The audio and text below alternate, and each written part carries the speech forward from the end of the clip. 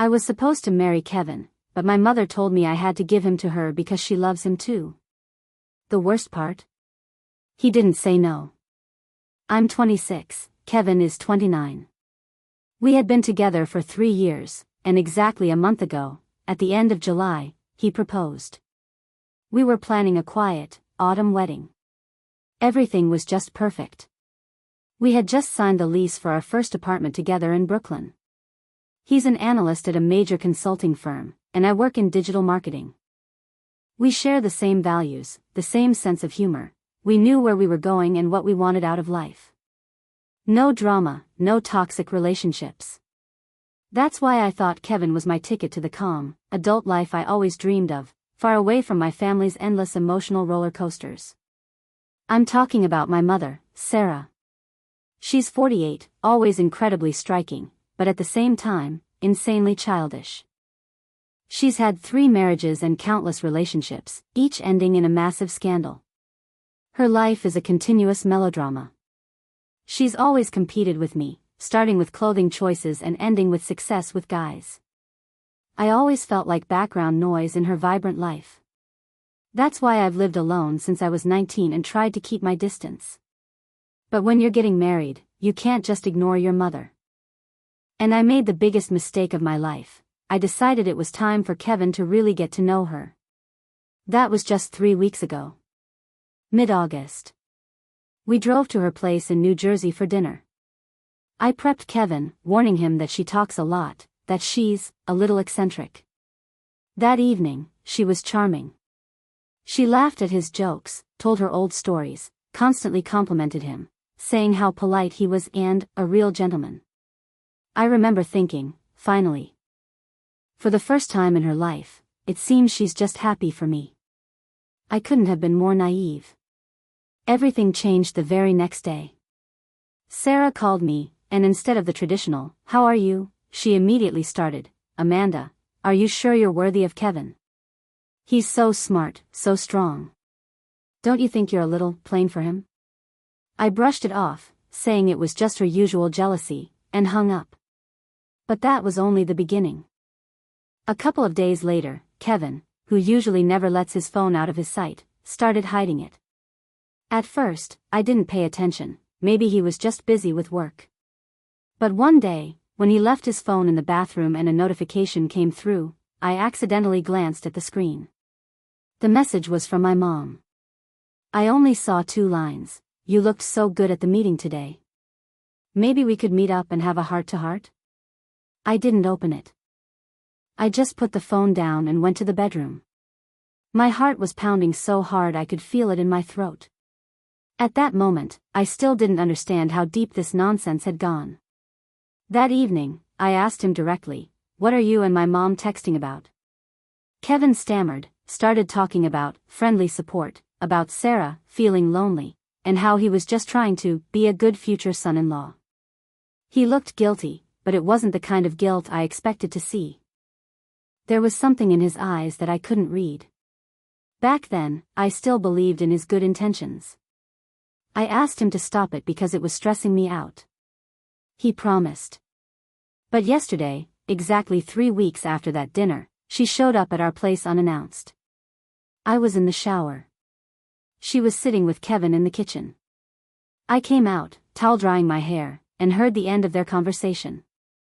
Mom, in an utterly serious, completely non-joking tone, said to Kevin, "Kevin, I have to be honest with you. I love you. I know you were supposed to be Amanda's husband, but you are my happiness. You have to choose me." I froze in the doorway, feeling all the blood rush to my face. It was like a punch to the gut. But the hardest part was that Kevin just sat there silently. He looked at her with an expression I couldn't decipher, but he, damn it, didn't tell her, "No, Sarah. I love your daughter. This is insane." He just sat there and stayed silent. And in that moment, I realized, my perfect fiancé and my crazy mother are the perfect pair to destroy my life in 1 month. The silence in our kitchen after my mother's confession was heavier than concrete. He didn't say no. He just offered her coffee, and I stood there dripping wet, realizing my future had just vaporized. I couldn't move. The towel was soaking the back of my neck. Sarah, my mother, looked absolutely serene. It wasn't the look of a woman who just confessed a delusion, it was the look of a woman who just laid out a reasonable business proposition. She even reached out and gently touched Kevin's hand, right there on our IKEA kitchen table. Kevin. He finally looked up at me, and his eyes weren't guilty anymore. They were complicated. Confused. Like he was genuinely weighing options. That was the moment the ground truly dissolved beneath me. Sarah, I managed to choke out. My voice sounded tiny, like it belonged to a child. What the hell are you doing here? Mom turned to me, and the shift in her expression was immediate and terrifying. The soft, loving gaze she had for Kevin vanished, replaced by a cold, competitive stare I'd known since childhood. We were just having a conversation, Amanda. A very necessary one. Kevin finally spoke. He cleared his throat, sounding totally inadequate. Mandy, please. Can we just talk about this later? Sarah, maybe you should go. Later? There was nothing to talk about later. The foundation of our entire life together had been sprayed with acid, and he wanted to wait until the fumes cleared. No, I said, my voice gaining volume, cracking with pure disbelief. No, we talk now. Kevin, I asked you 3 days ago to stop talking to her. What is this? A joke? A new way to drive me crazy? I pointed at my mother. She just said she loves you and wants you to choose her. What is your answer, fiancé? He stood up, shoving his hands deep into the pockets of his jeans. It's not that simple, Amanda. Your mother, she's going through a lot right now. She opened up to me. She needs support. I started to laugh. It wasn't a real laugh, it was a hysterical, ragged sound. Support? She needs a therapist, Kevin. And you need to look me in the eye and tell me that you love me and that she is being absolutely insane. Say it. Now. But he didn't. He looked everywhere but at me, at the coffee maker, at the window, at my mother's oddly smug face. Kevin, I don't know what to say. It's a lot to process. That was his final answer. A lot to process. Not, I love you, and this is ridiculous. Sarah stood up then, the victor in a battle I didn't even know I was fighting. See, honey. Kevin is a man of depth. He understands real emotional connection. He's not superficial. She grabbed her bag. I'll let you two talk. But remember, Kevin, true happiness only knocks once. And just like that, she left. She drove away in her Mercedes, leaving behind a silence that was 10 times worse than the noise. The moment the door closed, I felt like I was going to throw up. I walked right past Kevin and into the bedroom, slamming the door. I threw the soaking towel onto the floor. I looked at the ring on my finger, the perfect, 1-carat diamond he'd picked out, and suddenly it felt cheap. The next few days were pure hell. The entire dynamic of our apartment changed. We were two strangers trapped in a lease. He tried to talk, to rationalize. He kept using the phrase, emotional complexity. Mandy, you have to understand. Your mother is not well. But she is also incredibly vulnerable. She sees something in me, a stability, maybe, that she hasn't found in her life. I feel a responsibility. He trailed off one evening as I was packing an overnight bag just to sleep on my friend's couch. A responsibility? I cut him off, staring him down from the doorway. You have a responsibility to me, Kevin. We are getting married. Everything we built is based on us, not on you being a fixer for my emotionally stunted mother. Do you realize how twisted this is? She makes me feel things, Amanda, he blurted out, frustrated. She asks me questions about my soul, my fears. You and I, we're just comfortable. We talk about bills and furniture. This was the core of it. My stable, kind, responsible Kevin was bored. And my chaotic, dramatic mother was offering him a ticket to the kind of melodrama she lived. I was his safe harbor, she was his adventure. And he was seriously considering jumping ship. Over the weekend, I noticed he was checking his phone more often again. I didn't have to look to know who it was. I realized that my moral dilemma wasn't just about my mother, it was about the man I was going to marry. The fact that he hadn't immediately and unequivocally rejected her was the secret I was grappling with. It wasn't that he might leave me. It was that he hadn't yet proven he wouldn't. The emotional complexity Kevin was talking about turned into a nuclear fallout within the family. My father called me crying, my aunt stopped speaking to my mother, and Kevin started physically moving away from me in his sleep. The month was slipping away, and my life was becoming unrecognizable. The tension in our apartment became a physical thing, a thick, stale air that made it hard to breathe. It was late August now, only 10 days after the initial kitchen confrontation, but it felt like 10 years. Kevin stopped sleeping in our bed entirely on the night he admitted Sarah makes him feel things. He claimed he couldn't sleep because of the stress, and moved to the guest room, which was really just our future office. I let him go. I didn't fight, because I realized I didn't want him in my bed if he couldn't choose me over my unstable mother. His absence was deafening. I tried to keep my professional life normal, but my focus was shot. I'd stare at spreadsheets, seeing only Sarah's smug face and Kevin's conflicted eyes. I decided I had to involve my father, David. He and Sarah divorced 15 years ago, but he was always the voice of reason. I called him. I just managed to whisper the core of the story. Dad, Mom told Kevin she loves him and wants him to leave me, and he won't say no. My father's reaction was exactly what I needed, pure, immediate rage. What? Is she trying to ruin your wedding? I knew she was competitive, Amanda, but this is a new low, even for Sarah. He promised to call her immediately. That call, I later learned, went exactly as well as you'd expect. Sarah accused him of never understanding true passion and hung up. The conflict wasn't contained for long. Sarah, in her classic melodramatic style, decided to air her grievances to the entire extended family.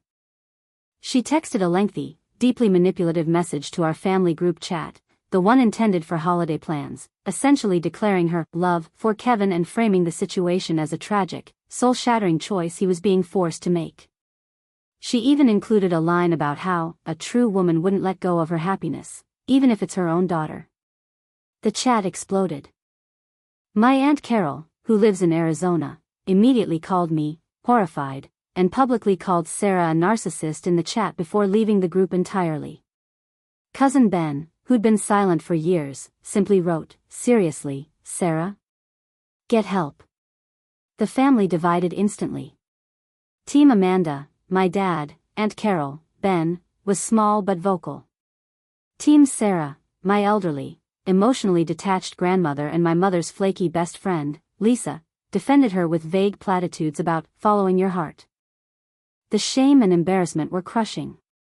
My wedding had become a public spectacle, and the ring on my finger felt like a scarlet letter. Then came the hard escalation with Kevin. He was officially avoiding me. We were communicating only through clipped, functional texts about groceries or bills. I noticed that he was spending hours on his laptop, and the screen was always minimized when I walked past. One evening, I was taking out the trash and saw a receipt crumpled at the bottom of the bin. It was from a florist, dated today. 12 white roses. Kevin knows I hate white roses. I prefer sunflowers. My stomach dropped. I walked back into the living room, holding the crumpled receipt. Kevin was sitting there, scrolling through his phone, pretending to watch TV. "Did you send flowers today, Kevin?" I asked, my voice dangerously calm. He tensed up, not looking at me. "Yes. To the office.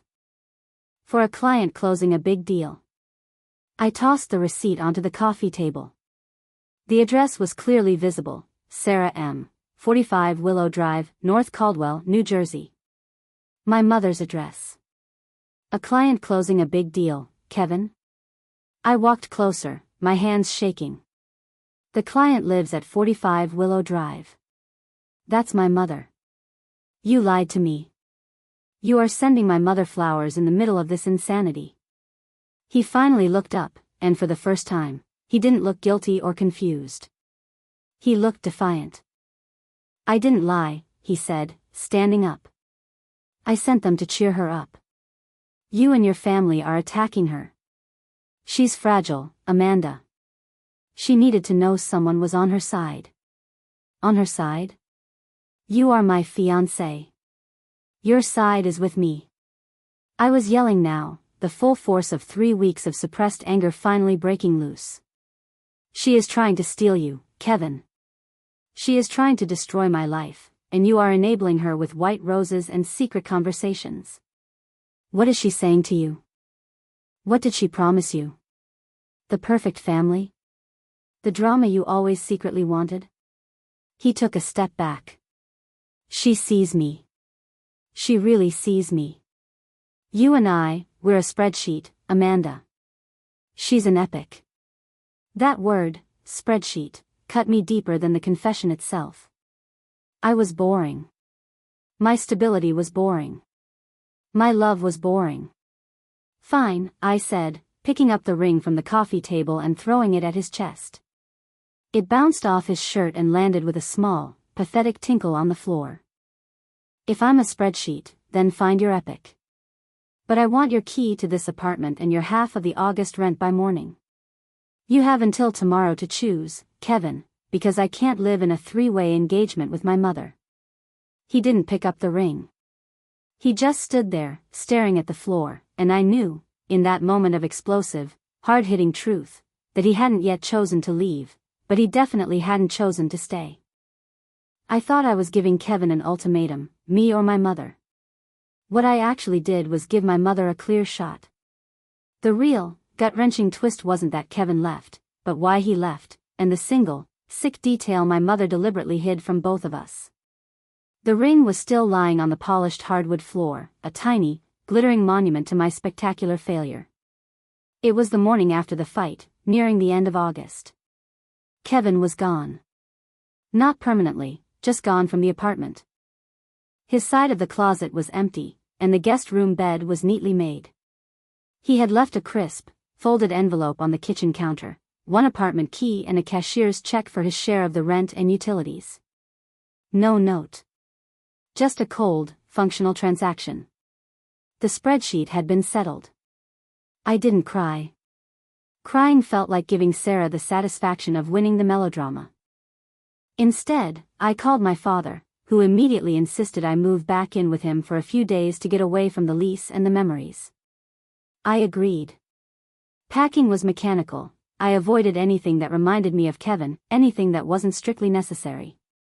While I was sealing a box of books, my phone buzzed with an incoming text from an unknown number. I almost ignored it, assuming it was another family member choosing sides. But curiosity, or maybe just self-torture, made me open it. It wasn't a text. It was a picture. The photo showed Kevin and my mother. They weren't kissing, or even holding hands. They were sitting at a small, intimate table in a restaurant I recognized, the Italian place we used to go to for our anniversaries. Sarah was leaning forward, gazing at him with that same intense, seeing your soul expression. Kevin, however, was not looking at her. He was staring down at the table, his face pale, his posture rigid. He looked absolutely miserable. The caption under the photo was a simple, brutal sentence: "He had to be here, Amanda." It was unavoidable. It was a cruel, public display, meant to crush me. But the misery on Kevin's face flipped the script. He didn't look like a man enjoying a new, passionate epic. He looked like a hostage. I texted back instantly, ignoring the unknown number: "Stop sending me pictures, Mom. It's over. Leave him alone." A few minutes later, the phone rang. It wasn't Sarah. It was Kevin. His voice was gravelly, strained. "Mandy. Don't move anything big. I'll be there in an hour. We need to talk. Not about us, not about her. Something else." I felt a surge of confused adrenaline. What is it, Kevin? Did she threaten you? Just wait. Don't call your dad. Just wait for me. He hung up. When he arrived, he didn't even sit down. He looked like he hadn't slept in days. He walked straight into the kitchen, grabbed the envelope with the key and the check, tore up the check, and threw the key onto the counter. I need to tell you what really happened, he said, his eyes blazing with a mixture of anger and despair I'd never seen before. I never intended to sleep with your mother, Amanda. I never intended to leave you. I am an idiot for being flattered by her attention, but I was not choosing her. Then what the hell was all this, Kevin? I demanded. The flowers? The silence? The emotional complexity?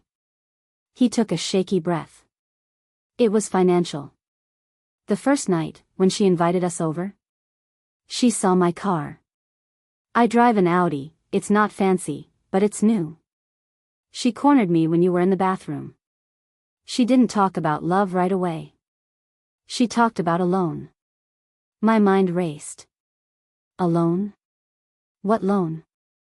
4 weeks ago, before the engagement, I made a terrible investment with some colleagues. Lost everything, my entire savings, almost $50,000. I was going to tell you after the honeymoon. I was panicking. And your mother knew.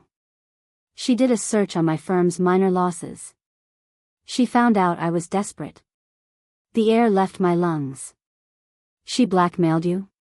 Not with money. With the truth. She told me she had a lawyer draw up a document detailing my financial ruin and our plans to hide it. She said if I didn't pretend to entertain her advances, if I didn't keep you emotionally off balance and let her feel seen, she would send that document to your father, my firm's HR, and your entire family. She'd frame it as me trying to trap you for your family's money, destroying my reputation and our relationship simultaneously. This was the brutal twist. The fight was never about a twisted love triangle. It was about money and control. Sarah hadn't been competing for love, she was using a vulnerable man to orchestrate a psychological torture designed specifically to punish me for achieving the stability she never could. But then came the detail that made the blood run cold. But that's not the worst of it, Mandy. That's just the manipulation. The real reason I have to break up with you, the reason I had to play along just enough for her to feel satisfied, is this. Kevin reached into his pocket and pulled out a worn, folded piece of paper. It looked old, yellowed. Your mother gave this to me 2 days ago, right after I threw the ring at his chest. He opened the paper and held it out. It wasn't a document about his finances. It was a DNA test result, dated 5 years ago. I didn't have to read the names. I looked at the conclusion, clearly highlighted in yellow marker. The probability of parentage, paternity, is 99%. And the name of the father wasn't David. It was the name of the man Sarah had been with right before she met my dad. A man who was already married and who, according to the date on the test, was definitely alive 5 years ago. The moral dilemma wasn't about choosing Kevin, it was about accepting that the woman who was trying to steal my fiancé was also hiding the fact that she wasn't actually my mother's biological daughter. I stared at the name on the test result, Jonathan Pierce. Not David. Not my father. I didn't have the capacity to process the 99% match. The numbers swam before my eyes, merging with the yellow highlighting.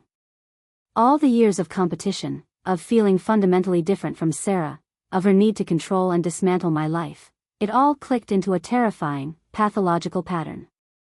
She hadn't been fighting a daughter, she had been fighting a constant, living reminder of her own deeply hidden, defining lie. She kept this, I whispered, the paper crinkling in my trembling hands. She kept this for 5 years and used it as the ultimate weapon. Kevin was leaning against the counter, his relief at finally revealing the truth mixing with palpable fear. She told me she would send this to the media, to my firm, to your dad, and then reveal the financial truth about me. She said she'd frame it as me trying to ruin both of you. She said I had to play her game, or she would blow up both of our lives, mine with debt, and yours with this. The conflict wasn't about love, or even money, it was about the absolute control of reality. Sarah's epic wasn't a romance, it was a scorched earth policy designed to keep me from having the stable, honest life she lacked. The moral dilemma was blinding. I had the power to expose her most profound secret and destroy her life, just as she had tried to destroy mine. Where is she, Kevin? My voice was calm, unervingly so. She's at the apartment. Our old apartment, he corrected himself, bitterly. I told her I was going to your father's place to talk you into giving me another chance, her words. She thinks she's won the first round. I took a deep breath, the air cold and sharp in my lungs. Call her. Tell her you need to see her one last time before you go to Amanda. Tell her to meet you at that cafe, the one where we had our first date. Kevin hesitated. Mandy, what are you going to do? I'm going to end the epic, Kevin, I said, tucking the DNA results into the pocket of my jeans.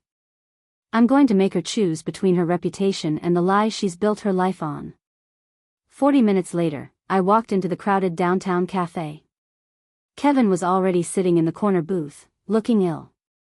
Sarah arrived moments after me, gliding in with a triumphant air.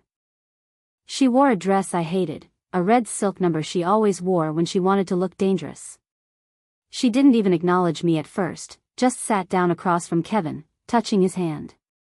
Oh, Amanda, she said, finally noticing me, her smile dripping with false pity. Did you follow poor Kevin here? This isn't helping anyone, honey. I slid into the booth next to Kevin. He was visibly shaking. I looked directly at Sarah. The white roses were a nice touch, Sarah, I said, keeping my voice low so the surrounding noise covered us. But you know, Kevin's not really a flower guy. He prefers honesty. And so do I. I pulled the yellow DNA test out of my pocket and laid it flat on the table, right between her coffee cup and Kevin's empty glass. Sarah's triumphant expression shattered instantly. Her face went slack, the color draining away, leaving a pasty, sickly white. She didn't look like the glamorous, chaotic mother anymore. She looked old, cornered, and terrified. Where did you get that? She hissed, reaching for the paper. I put my hand over it. From Kevin. He didn't want to play your game anymore. He told me everything. The 50 grand. The blackmail. The whole pathetic scheme to punish me for having a life you didn't approve of. You don't understand, she pleaded, her voice cracking. This is private. This is ancient history.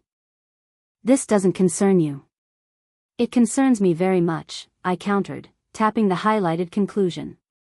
Because it proves that all the emotional warfare you waged on me, all the competition, all the years of feeling like I was the wrong kind of daughter, was your defense mechanism for this lie. You weren't my mother.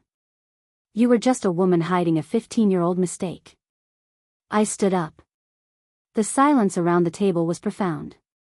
Kevin didn't move. Sarah looked like she was about to faint.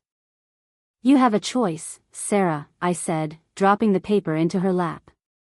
You can tell the family the truth about this DNA test, or I can. But either way, your epic ends today. You leave Kevin alone. You leave me alone. And you deal with your own mess. I turned and walked away. I didn't look back at Kevin, who was still staring at the table, now covered in the wreckage of 2 lives. I walked out of the cafe, onto the street, breathing the late August air. The drama was over, the conflict resolved, but the relief I expected didn't come. I hadn't lost a fiancé, I had lost the entire foundation of my identity. I walked for hours, until the sun began to set, thinking about the quiet, stable man I called Dad. He was the one I would go to now. He was the one who chose to be a parent. Kevin called me later that night. He had gone back to his own apartment in the city. He apologized, truly apologized, for his weakness, for letting her in. He said he loved me, but he understood if I never wanted to see him again. I paused before answering, looking at the city lights. This whole month, the quick engagement, the quick destruction, had shown me that stability is not a fixed thing, it's a constant, active choice. Kevin failed in that choice, but so did Sarah. I need time, Kevin, I finally said. And I need honesty. You chose to save yourself instead of choosing me. I get it. But I need to figure out who I am before I can decide who we are. I hung up, deleting his number. The ring was still on the floor of the empty Brooklyn apartment. I had gained a brutal truth and lost a predictable future, all in one chaotic month. I realized that the true tragedy wasn't Sarah's lie, or Kevin's betrayal. It was the realization that sometimes, the only way to build your own strong foundation is to completely demolish the broken one you were given.